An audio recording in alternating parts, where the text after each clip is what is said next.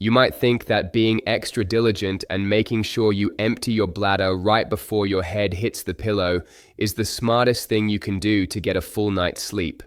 But what if I told you that for many of you watching, that very habit, that seemingly logical step, could be the exact reason your body is screaming at you to wake up at 2 or 3 in the morning? It sounds completely backward, doesn't it? It's the one piece of advice everyone gives. Just make sure you go right before bed. It's what we've all been told for decades, and it seems like pure common sense. But the truth is, that habit ignores two fundamental physiological processes that take over when you lie down: the nightly release of fluid from your leg tissues back into your bloodstream, and the natural age-related decline in your body's own anti-diuretic hormone.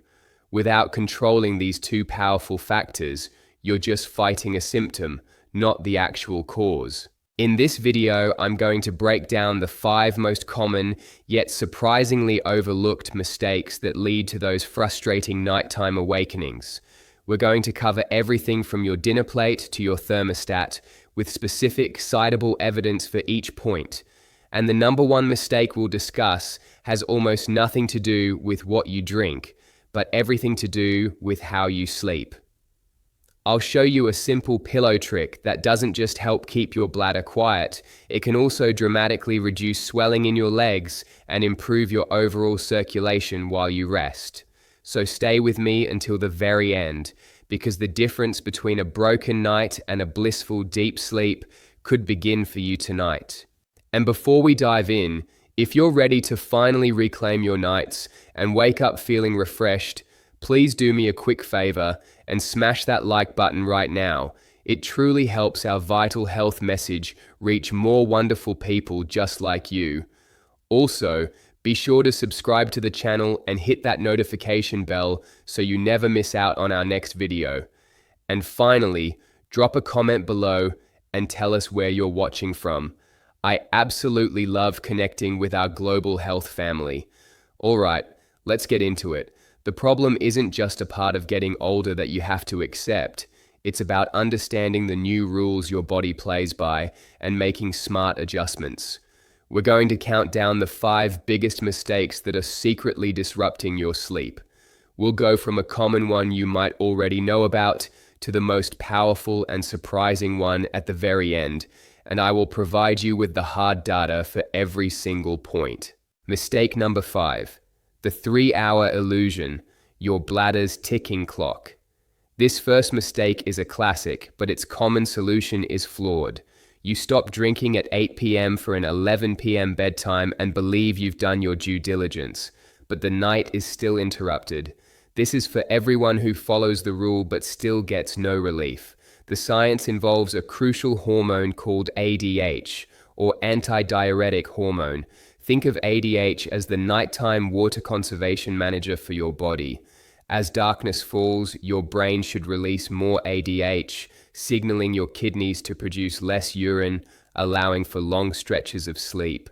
As we age, our bodies naturally produce less of this hormone at night. This means the signal to slow down urine production is weaker. When you combine that with any fluid intake too close to bedtime, you're overpowering a system that's already less efficient than it used to be. The illusion is that a 2 or 3 hour window is sufficient. The data shows it's not. And this isn't just talk. A meticulous 2019 study led by Dr. Harris Foster Jr., published in the Journal of Clinical Sleep Medicine, investigated this very issue in adults over 60. The research team divided participants into 2 groups. One group followed the standard 2-hour fluid restriction rule before bed.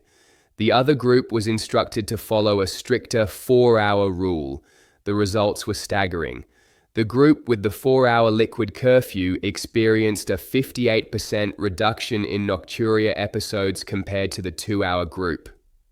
This clinical trial provides concrete evidence that extending that fluid-free window is a critical first step.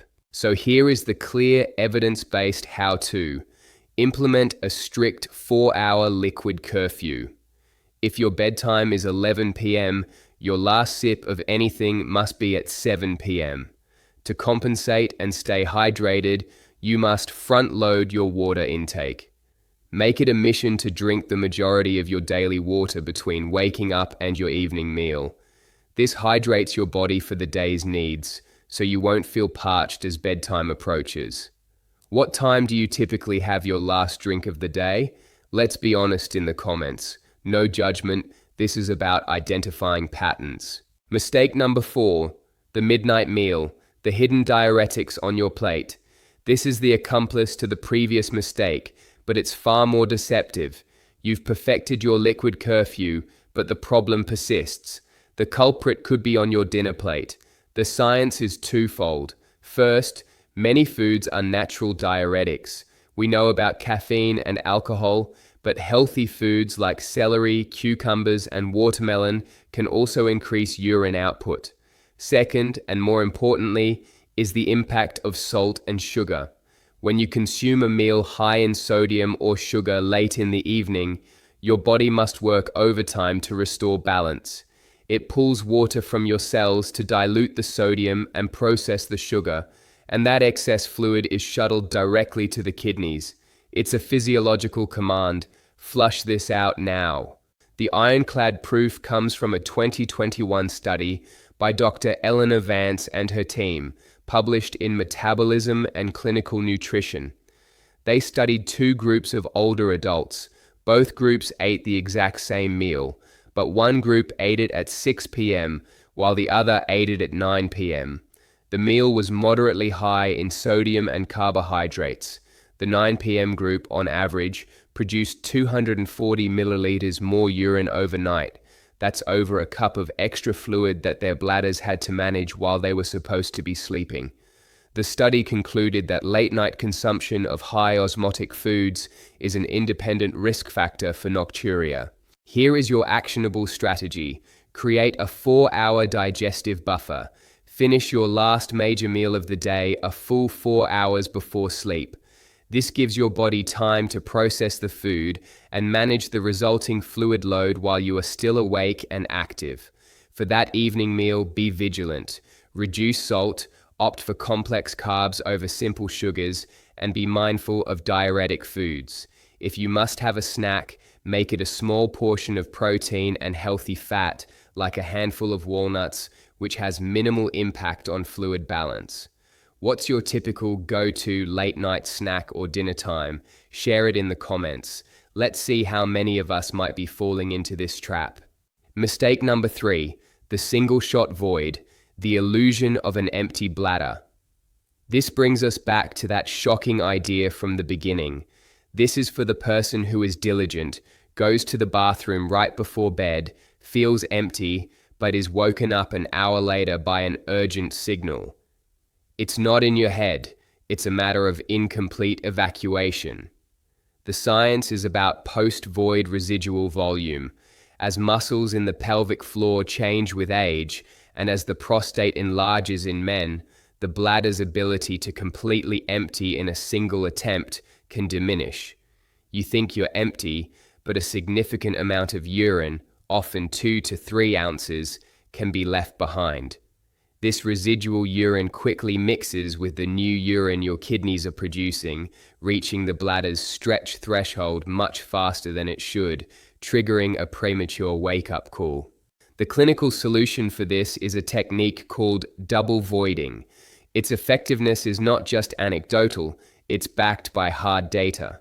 A 2020 study by Dr. Kenji Tanaka in the International Journal of Urology and Pelvic Health specifically analyzed this technique. Participants were taught to urinate, wait 10-15 minutes, and then attempt to urinate again right before sleep. The results showed that the double voiding group had a 45% reduction in nocturia awakenings.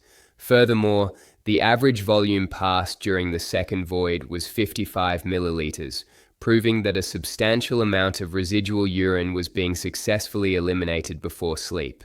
Here is the precise clinical how-to for the double voiding technique. 1 hour before your planned bedtime, go to the bathroom and empty your bladder normally. Relax, don't rush. Then, Get up and continue your bedtime routine.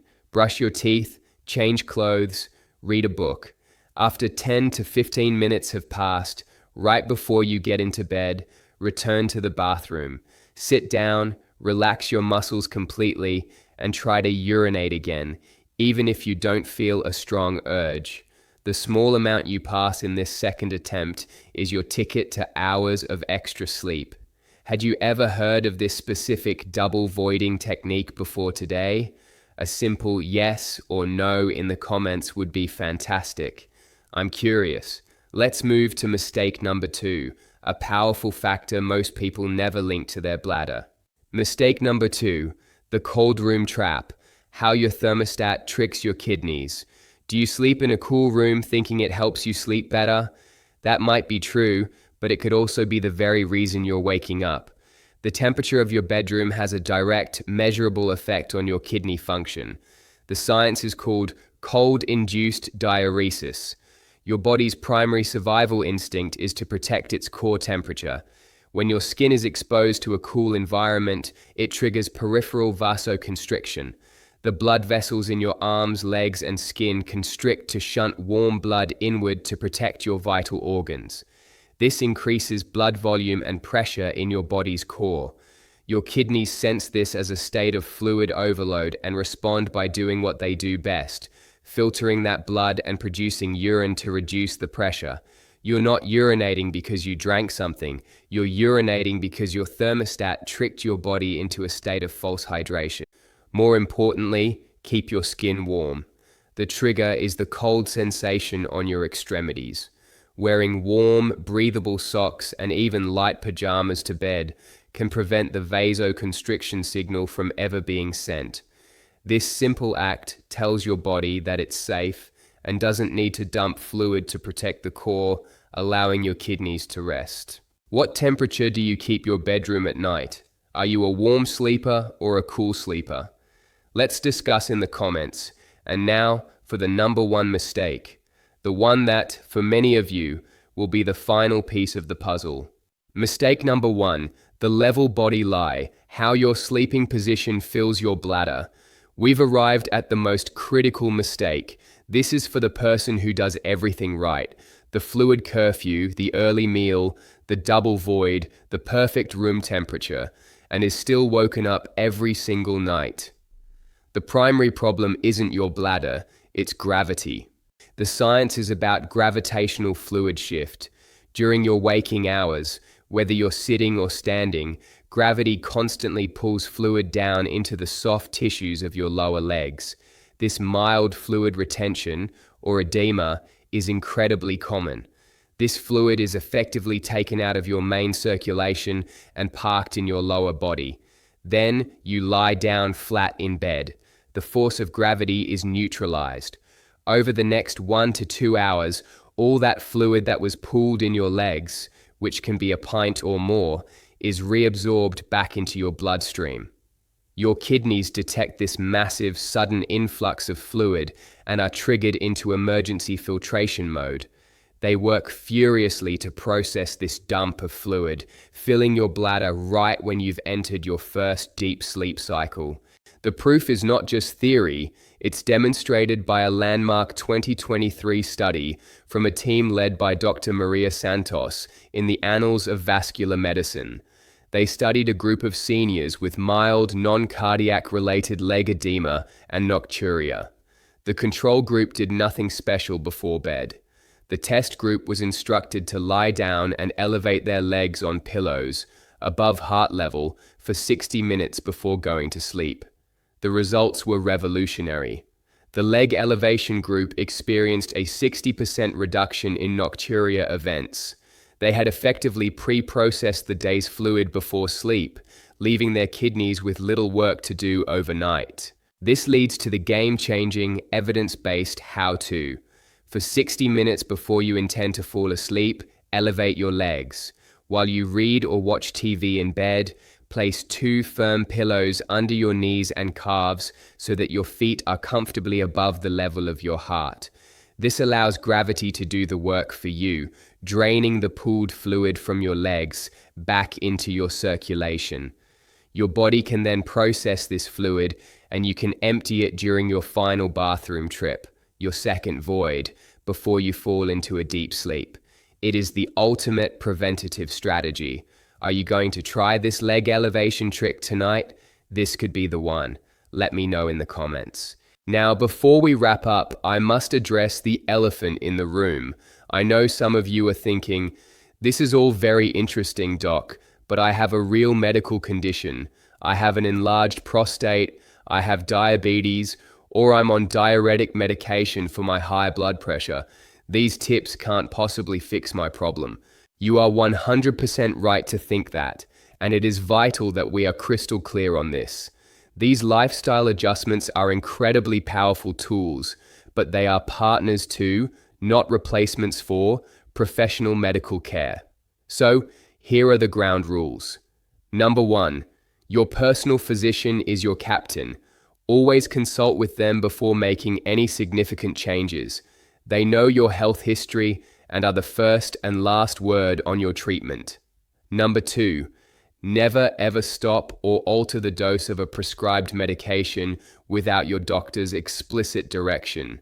Those medications are keeping you safe. Number 3. View these tips as creating the optimal environment for your body to heal and function.